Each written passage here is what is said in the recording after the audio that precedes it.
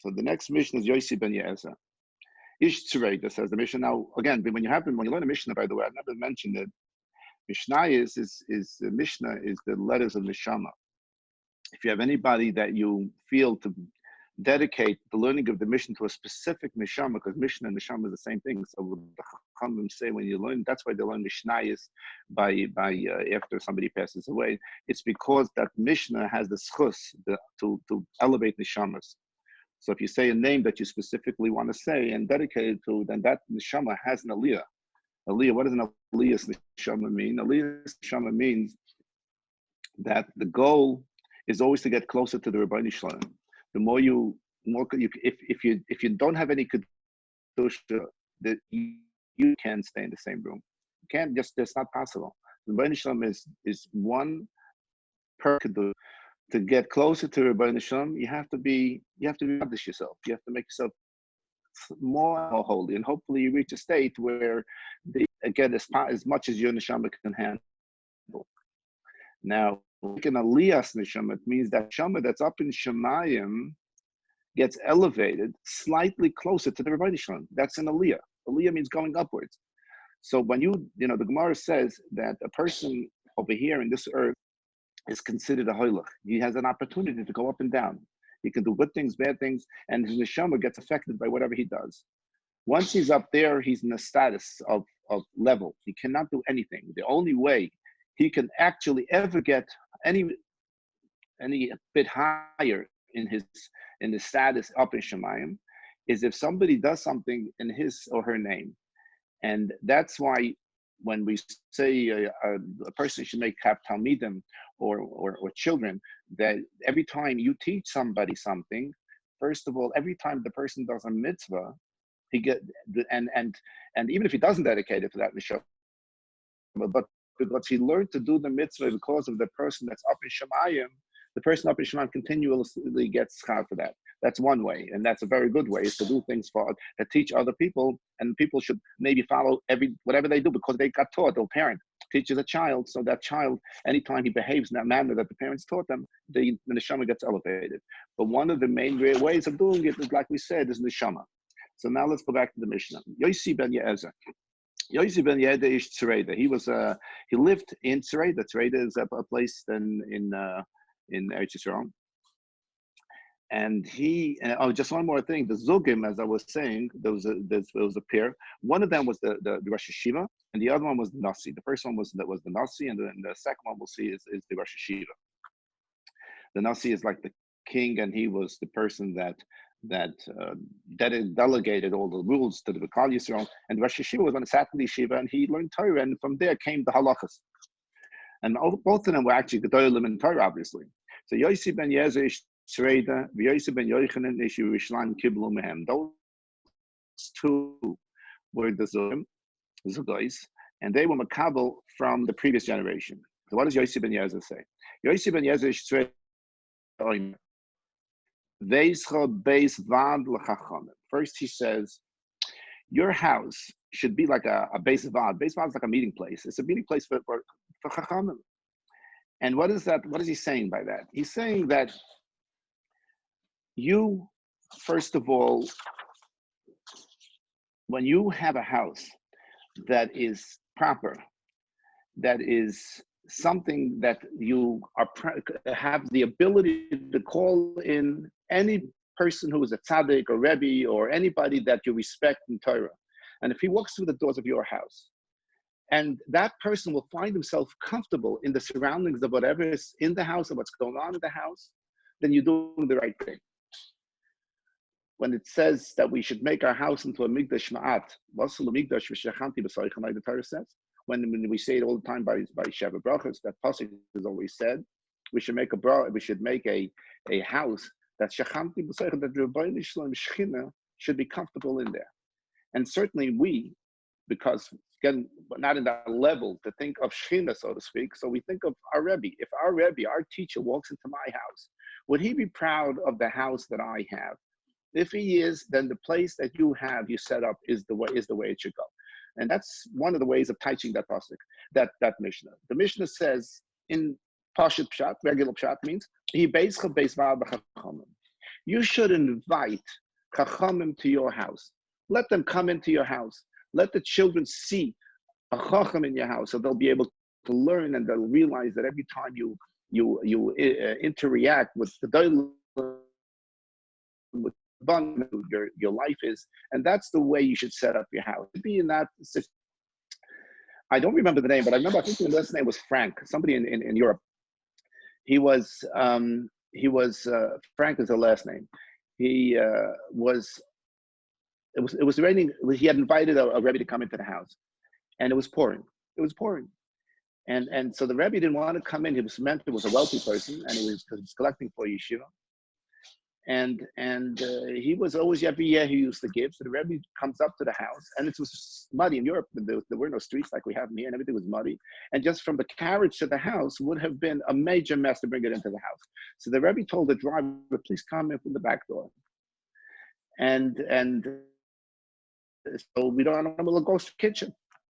So who invited him saw the front of the house to the back of the house, and he ran after the carriage. And he said, Rebbe, come. He says, yeah, I'm coming in. He says, I'll come back because I don't want to mess up the beautiful house that you have. So the Rebbe says, so that the person says, no, I want you to come in the front door. He says, why? Just come in. So he says, so all of a sudden he called up to the front door. The household was waiting for him. He had basically mostly daughters. And then everything was set up, and he walks in and he sees literally he's muddying up the carpets as he's walking in. He turns and he says, Rebbe, he says, you are a Rebbe. Rebbe, Rabbanim don't come in through the back door. I want to show my children the place for a Rebbe is through the front door. If it muddies the carpet, it's beautiful mud. The mud that you're bringing in is Kedusha. And every one of his daughters, I think 4 of his daughters married Talmidei Chacham who became major Rosh Yeshivas. I forget the name, but it was 4 Talmidei Chacham. Later, somebody asked what it was Zeicha. It was Zeicha because it was Makabel Talmidei Chacham in this house. So that's the base Vav L'Chachamim. That's the first thing in this that Yosef ben Yezer says. The second thing he says is Behevim Misabik B'Afal L'Raglayim. You should. Misabik is a lashon of Avak. We know that Yaakov Avinu, he fought with the Malach when the Pachim Katan, when he left behind his little pots. And it says the Avik Ishima. It's also another lashon of Avak. What is Avak? When people have a fight, I mean, today again, we have streets, but years back, especially in the desert, you pick up dust. It becomes dusty. The dusty gets brought up into the air. When it's another metaphor, you could learn it, that when 2 people learn Torah together, if you ever watch in the Beis Medrash, if you've ever seen it, that looks like it's almost they look like they're fighting with each other. There's a constant battle. Each one has a pshat. The other one tries to convince him from different places all over Shas that he's right, and he's trying to convince him that he's right. And that sometimes it gets so heated that they said in the Yeshiva mirror in the old mirror in Europe that sometimes they got so that benches were flying. The emotion of the person that he thought that he was 100%. So you're learning, because to him, if the pshat you're saying I feel is not proper, so what you're learning is not Torah, and they would get upset. No, how could you say that? That's not what the Gemara says. The Gemara means to say such and such, and the other person would fight back. And this was a heated argument. So that's what Yosef ben Yezer said. Is the way, and the Gemara in one of the Gemaras uses a metaphor. It should be like a hammer that hits a stone. When you see a hammer hits a stone, then sparks fly out. That's what Torah learning should be all about. But the Pashat, to get back to the Pashat Pshat means is what the Mishneh itself is actually saying is when you follow after a Talmid Chacham, again, like he's walking in the street and you're constantly listening to what he's saying, because when the Talmidei Chacham, the Rosh Yeshivas always used to have students, Talmidim used to walk with him home from Beis Medrash and to the Beis Medrash. They used to be malavi him, they used to escort him. It was a form of respect, but of course, between that time of the house to the Beis Medrash, there were discussions of Torah. And so people behind him were always basically getting the dust of the feet of the Talmid Chacham, and therefore, again, it's meaning. The Mishnah means to say, just stay as close as you possibly can to the point that even you would become dusty, and the key is to be as close as possible to a Talmud Chacham. And you should treat the words that they say, the Torah that comes from their mouth, should be as if when you eat something that's very, very salty. So you must have some drink, and that's the first thing you're gonna do, is gonna reach for a glass of water, a glass of soda. That's the way you should approach Torah. If we remember many years back, there was this tsunami that hit Asia. If you've ever seen this picture, there's a pretty famous picture of a woman. She's hanging onto a tree for dear life. And around her, the water, it's a palm tree. And she got up a little bit higher in the palm tree, and the water is rushing as fast as possible. And there's no question that if she lets go of this tree, she will not live, because the water was rushing. There was debris and all sorts of things. So there's no question that she would have not lived. But there was sometimes you get a superhuman strength when you see something like this happening. In fact, she had seen her family get washed away. And this is the way we have to treat Torah. The pasuk says, Eitz Chaim hi lamachzikim ba. Eitz is a tree. The Torah is considered Eitz Chaim. Chaim is Torah. You have to treat Torah like that woman that was holding on to that tree for their life, because your life is going to get washed away. Eitz Chaim sikim ba. And that's what the pasuk means. It's a pasuk that we saw in real time. So you needed a tree to save a person's life, and this tree is the tree of life. We've heard that expression is used many, many times. Is meant to say that we're talking about Torah. Life without Torah is empty. You have people that sold an app and they become millionaires and billionaires, and by the time they're 30, because they usually do that when they're younger, and by the time they're 30, they literally want to commit suicide because they've accomplished everything they have to accomplish.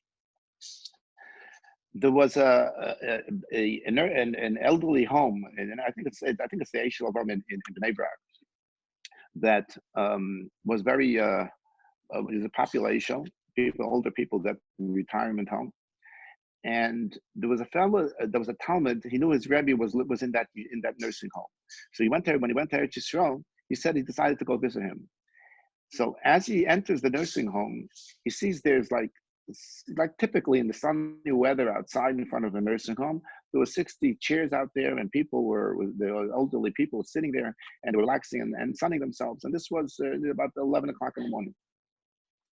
And as he's passing and to get into the steps up into the nursing home, somebody says 62. So all of a sudden, everybody around this person gets up and says, "What do you mean 62? 63, 63, don't you know?" They look a little odd, but he's heading into the nursing home, and he gets into the nursing home, and he looks around for his Rebbe, and sure enough, the Rebbe, who was in his 90s, was sitting in Beis Medrash. He found him in the Beis Medrash. He was hunched over a Gemara, and he approaches him. Rebbe looks up, and he recognized him, and he says, "Oh, I'm so happy to see you." And he sits down, and the person sits down. He spent an hour with the Rebbe. 55 minutes of the hour was learning Torah. He said, first, "How are you? How are you feeling? And how's everything?" And he asked him back the same thing. That took 5 minutes. But once that 5 minutes, it was 55 minutes. And the man said, "I felt like I was back in yeshiva with a young man." My Rebbe was still at that point, probably about 55, 60 years old. And he had energy. And you would never in a million years realize when the energy that he spoke on this Divrei Torah was as if he was back in yeshiva 40 years ago. He says it was an amazing sight. He said, "I felt unbelievable how the Torah the person was learning brought him back to times that were literally as a young man. The koyach, the energy, and the brains of the mind was sharp as a tack." And mine, thank you, Rebbe. I'm glad I came, and whatever, he relays the messages, and he leaves, comes back out, and as he's walking out, one guy says 94, and the other guys all stand up. "The Michigan, what are you talking about 94? It's 95. Don't you realize it's 95? Now this fellow already is dying to find out what's going on. So he goes over to one of the guys and he says, what's going on? What is this argument all about? So he says, what do you mean, what's the argument about? Could you believe it? He says, we're sitting here, he says, since 7 o'clock in the morning, he says. And while we sit here, we count the buses that go by. He says, now this guy came out with us, but he missed the bus. He missed the bus. And he thinks right now it's 95 and it's really 96. And that's how they occupied their day. They were sitting there, the mayor or the governor of New Jersey, of Florida made a statement this week that got him into a little bit of trouble, because he said that Florida is God's waiting room, meaning that people who retire to Florida, it's the last stop before you go to like the GPS says you have arrived at your destination, and that's like the last stop before you go to Shemayim. And he got a lot of flack for that because he's a Republican. So at the end of the day, this is what that was all about. They're sitting there. They're not living anymore. They're just waiting for the next step. Meanwhile, walk into the nursing home, go into the base of Medrash, and you see a 93 or 94-year-old man with a sharp mind who is living as if he lived when he was 60. It's the same to him. He's sitting in a base of Medrash and he's living. And that is, first of all, when you learn, you're constantly you're using your mind. So your mind is a muscle like every other muscle. The more you use a muscle, it gets stronger. At least certainly doesn't become weaker, but it would become stronger. So at this age, he had the same type of mind. Maybe he forgot a little earlier. I mean, I remember he used to go into the Rosh Hashanah, the Matzah stuff who passed away about 2 years ago, by his father, the old Matzah Rav, who was a great grandson of the Chassam Sofer, and who actually lived in the Chassam Sofer's house growing up. I used to go into his office a lot because I learned with the current Rosh Hashiva. And we used to go in, and he was in his 90s. And every time we used to go in, he used to like to have Talmidim come in, especially as it was his grandson. And he used to tell us about Torah. And he always used to say things that he had seen from different sperm. And if there was a time, and it used to happen, when unfortunately sometimes, when he wanted to say something about somebody from a sefer, and he couldn't remember, it didn't come so quickly to him. And he used to close his eyes and he used to go, no. He was so upset of something. I didn't remember what I learned the week before, but he probably saw this 22 years ago. And it would upset him because when he was so into it, your mind is all you're focused in. That is Eitz Chaim. It's a tree of life. It gives you a life to the last minute because it gives you a purpose. And every time you learn something, the neshama feels satisfied. If your neshama feels satisfied, then your whole body feels satisfied. It's not like you cake and more plus a day, which 15 minutes later, either you get a stomach ache from too much cake, or you just had enough and just stop, because too much cake or too much ice cream or too much whatever is not going to satisfy you in the long run. That's what Torah is, and that's what Rabbi Yossi ben Yez is trying to say. All of these things is keep your house as kodesh as possible, make it stay around Chachamim, and treat Torah as if it would be something that would satiate you anytime you have some hunger. Anytime you need something, it's the Torah that's going to satiate you to the point where you're constantly going to need more and more, and it makes your neshama more satisfied. I just don't know what time it is. Meryl, are we okay still? We have 4 minutes. 4 minutes. Okay, and I'll still finish with a little story, which is an interesting story. It's a little shidduch story. There was a Bishul Bik. He lived in a small city in Europe, and he was very, very wealthy. And so in Askin, he gave out tzedakahs, and he was a big Talmid Chacham. And his daughter got engaged to his name was Shul Migra. Shul Migra. He wrote Sfarim. He was well, we'll get into the story. So, but Mishul Igra, his whole life, he was young when he got engaged. His whole life was literally Torah. He knew nothing outside the daladamas of halacha, like they say. This was from the time he was 8 years old. He was already a genius, and he knew so much that people were impressed. And they used to get engaged very young, anyway. So I don't know how old he was at this particular moment. And he was invited to the Kala for a meal with the Kala. It was as Chassan and Kala. Maybe it was a Shabbos or something. Probably not, because of the story we'll see. Meanwhile, they ate the meal, and for dessert, they brought out coffee. Now he had never seen coffee in his life. Apparently, it was something a new invention in those days, at least in Europe. And the way they gave it out was they gave out some hot water. They gave out a little cup. Each one got a little cup of coffee with a little teaspoon and milk on another cup and sugar in another cup. So basically, you took how much milk you needed or how much coffee you want, and you put it into a cup. Now, being that he had never seen coffee, he didn't even know what they were bringing out. He sees they set up something like a line, and he looks at it, and don't forget, he's a Talmud Chacham, and he knows Torah. So everything he does, he thinks, let me think exactly what I should do first. So he says, okay, first of all, if you have two brachas to make, you don't know which one to make. First, you do the one that if you make a shahaka, you made it on everything, but everything there seemed like a shahaka. So he looks at it and he says, okay, so it says Vayihi Erev Vayihi Voiker. First comes night, then comes day. So first you eat the dark thing, and then you take the light thing. So he took a teaspoon of coffee, and he put it into his mouth, raw. Okay, he didn't know what it was, but I guess rich people like this. Then he goes, and it's the Erev Vayihi Voiker. So Voiker is milk. They like it.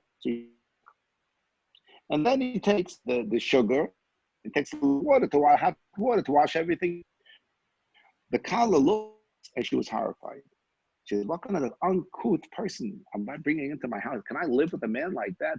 Doesn't even know how to drink a cup of coffee. It was clownish what he did to somebody who grew up that coffee was an intricate part of their life in the dessert, and she couldn't handle it. She just couldn't handle it.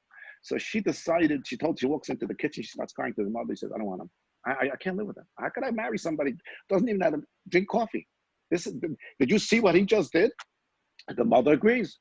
She calls her husband in and she tells him, listen, this is not for us. He's not for us. And sure enough, they break the shidduch. They break the shidduch. This Shmuel went to the city of Brod. And the city of Brod, there was a goyin. I told you the other day that there's another Yeshaya. His yahrzeit was yesterday, actually. Besides the same week, there's two Yeshaya yahrzeit. The yahrzeit was Yeshaya Pick. His name was Yeshaya Berlin. He was, before there was ArtScroll, before there was Google, before there was anything, you speak to anybody who ever learned Torah. When I say Google, is because if you have to look something up, even in the Gemara, all you have to do is Google it. And Google will tell you where to find it. And then in every blot of the Gemara on the side, there is a little notation for everything that it says because the Gemara repeats itself all over Shas in different places. So if the Gemara brings a source, so you want to know where the source is, because he doesn't bring the whole source, and you have to understand that sometimes you have to refer to go back to the source. So he was such a genius that he knew every source of every Gemara that was ever written, and it's probably usually about 1.5 inches long on the side of the Amid to show where this thing comes from. It says the pasuk, where the pasuk is. So all of that. He was an amazing genius. So at that time, there was a massive story about a get that was the whole world was tumbling. It's a very long story, and I won't get into that. And they wrote him that he should try to figure out what to do with this get. Was the get written properly, not written properly, not with the name? And all the Chacham, there were this side and this side. Cities were fighting with each other because of that. It was very messy because the whole story is a messy story. And and just as he's trying to write an answer to this get, in walks this Shmuel Bik, who is the ex-father-in-law of Mishel Migra. And he says, oh, Shmuel, I'm glad you're here in Brod. We need some things for this. He was a big asking. He gave a lot of money. And he says, by the way, you come from the city. I forget which city it was. He says, did you ever hear of a guy called Mishel Migra? So a young man, he says, why are you asking him? And Mishmol Bik was turned white. He said, why are you asking? He says, I'll tell you the truth, he says. I've gotten letters from the biggest Gedolim on literally all over Europe, he says. And I got a letter from Shulam Migra about this get. He is so clear. He is so, first of all, he's a goyin at this moment, right? And not only is he a goyin, he's going to be one of the leaders. And literally, he fainted. He fainted. he says, so they right away they revive him, and he says, well, what happened? So he tells him the story with the coffee. So he looks at him and he says, you let Meshulam Igud go from your house because of a cup of coffee without realizing what this fella is. So he couldn't drink a cup of coffee. He wouldn't have learned how to make a cup of coffee. What would have been a big deal? But you realize he became one of the Ga'inim of Klal Yisrael of his time. So sometimes as he tells him, if I were you, I would faint again, he says, because you have no idea what you gave up. The clearest letter I got was from him, from all the Gedolim right now that wrote to me. And there were major Gedolim that wrote to him. And so the whole idea of it is like this, that sometimes we have people who are misabik. Basically, the Shmulvik had basically about the Chachamim. He used to bring the Chachamim, he was a big asking. He used to go to Talmid Chachamim.